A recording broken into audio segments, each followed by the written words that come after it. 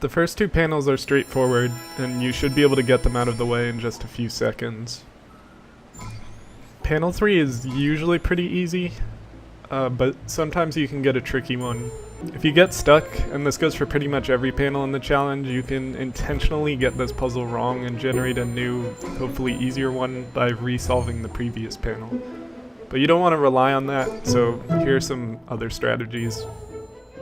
First, pick a color, usually the one that's most central in the panel, and group symbols of that color together.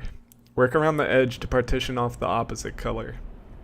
If that doesn't work, I usually immediately attempt the same solution in the opposite direction. If the line you were drawing was moving clockwise, try counterclockwise and vice versa.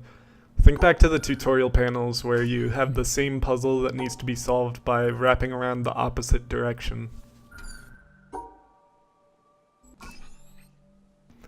If that doesn't work, you can try switching colors. Think of the opposite color as being the big group you have to separate out instead of the first one. If that doesn't work, then again you can try the opposite direction.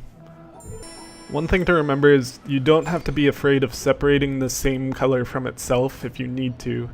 By this I mean, imagine the quarry entrance puzzle. The only way to solve it is to, despite intuition, separate half the black squares from one another. You may need to do something along those lines to solve this panel.